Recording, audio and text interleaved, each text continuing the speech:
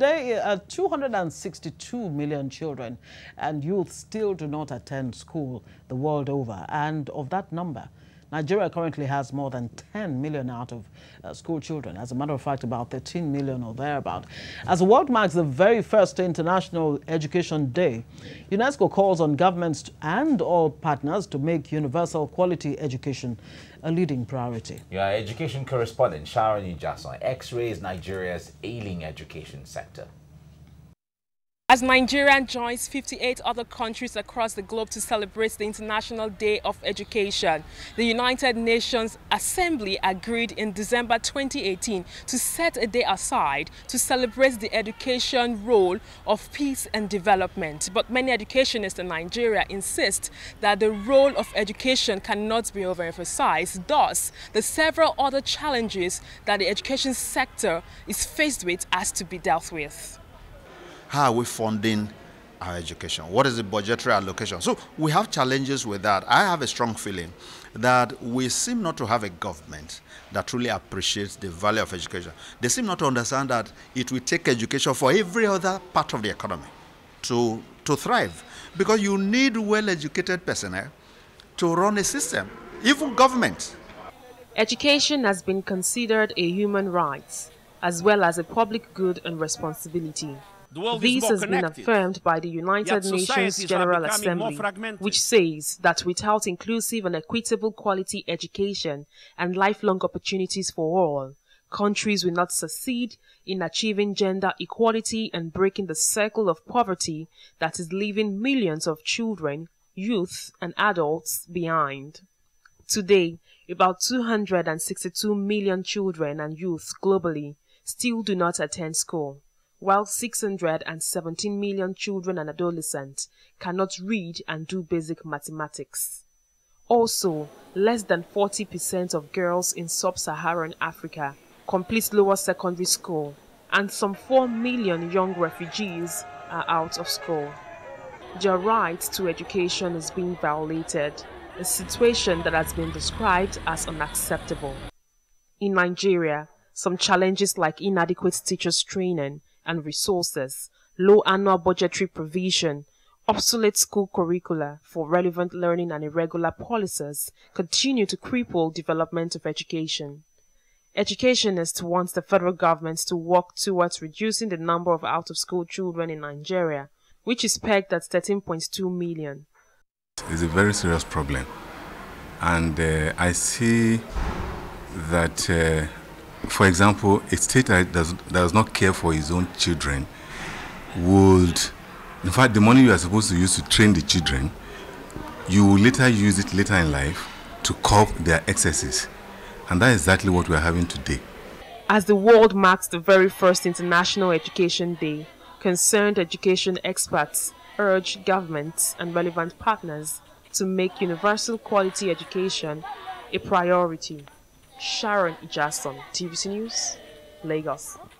All right. The chairman of the Nigerian Union of Teachers, Lagos State Chapter, is right here in the studio with us. Comrade Adedoyin Additional. Good to have you. Good morning. Good morning. Good morning. Nice to see you. Good morning, Meke. Right. Okay, now 20% of the out-of-school children in the world actually here in Nigeria. Nigeria has a large chunk of that. How can we begin to make education a leading priority, considering what government from year to year actually allocates to education? Thank you very much. The government of this country need to place their priority right, because there's no nation that can develop beyond the level of education. Because if you have not given education to your people, people are not enlightened. If people don't know how to read and write, even the economy will not grow. So in view of this, how do I mean about placing their priority right? The budgetary allocation for education, they need to invest heavily in education. They should cut off all other extravagant spendings. We have been saying this thing times their number. We have not. I stand to be challenged. I have not seen any state of the federation that has been up to 15%.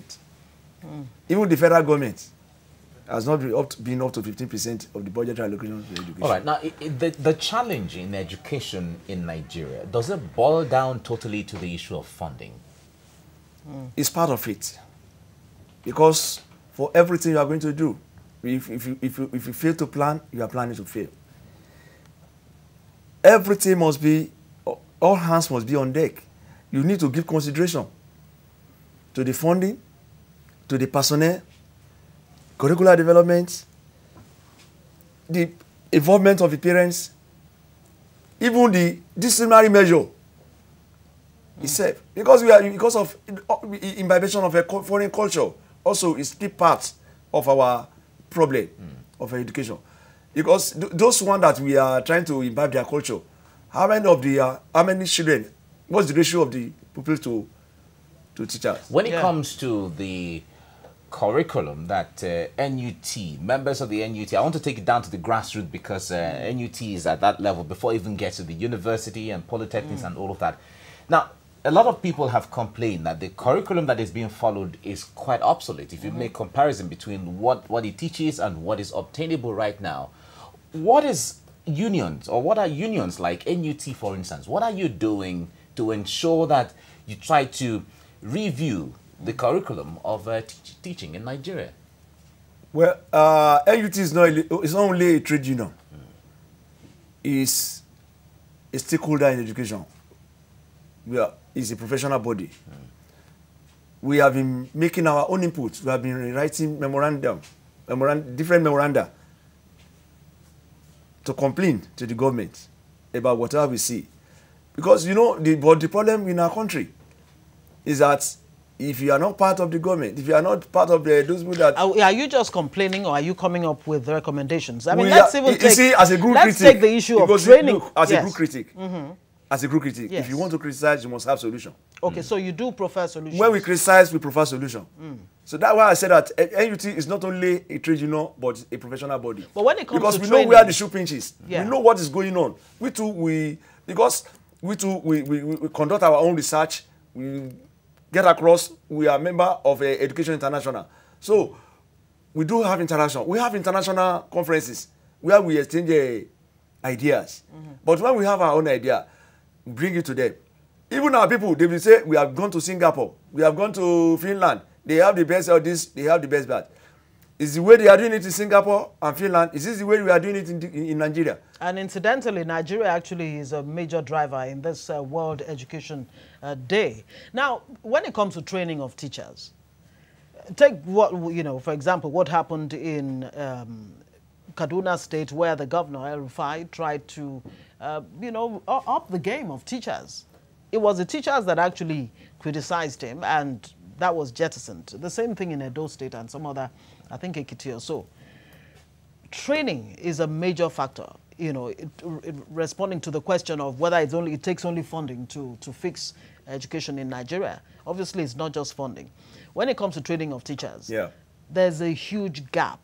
And when a state governor or even the government tries to, come up with policies to improve teacher training and the quality of teachers, there's always some kind of pushback from teachers. Why is that? You are not correct. Let me put it in the right perspective. Okay. The El-Rufai saga. You see, the problem we are saying is that... I only use that as an example. Yes. I'm just telling you now that the reason why we are shouting is that they are making teaching a dumping ground. You study civil engineering, you should be able to teach technical drawing. Go to school and be teaching. And whereas they have forgotten the pedagogical aspect of it. 2 plus 2 is equal to 4. How do you put that 2 plus 2 to become 4? It has methodology. Already we have acquired your own training. You're supposed to have training and retraining in service. Can you get what I'm saying now? Yes. On our own part, we are doing the little we can do with the meager salary they are giving to us. But the government need to complement the efforts of the personnel to make sure they look at the program. We're supposed to sit down, look at the program that we are going to provide for our members in terms of training. We look at the innovation that has come in. Why don't we inject that thing to improve the performance of the of this but when you are saying this, what you just teachers are too many, you are too plenty, we cannot afford this, we cannot afford that. All right, now there is a total contrast between Nigeria and Rwanda when it comes to schools.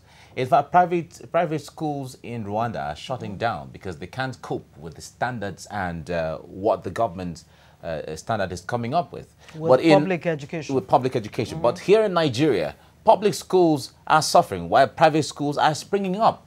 Now, how does the presence of private schools, whether from nursery, primary, secondary, and tertiary, how do they help the situation? How do they compound the situation? You are in there. Can you talk to us about that? Yeah, you are talking about the private schools in Nigeria. The proliferation of private schools. Yes. Who are because those who are in government, they are killing the public education, which they benefited from. If you look at most of those sophisticated private schools, you see that majority of them are being established by those who are in government. And they are doing this so that they can have more students and pupils in their schools. If government provide the necessary or the vital to the public school, majority of the private school will not compete favorably with the public school because the personnel in public school, they are professionals. Okay. All right. So much to talk about, really, as far as education is concerned. But of course, we'll still give it more time on the show, as we always do. Thank you very much. Let's quickly take you back to the story of presidential let's just say proper goodbye to, yes, Comrade Adedoyin Adesina is the NUT chair, Lagos chapter. I was actually hoping that we could still come back to him. No, thank you very much for coming. Thank you so much for joining us.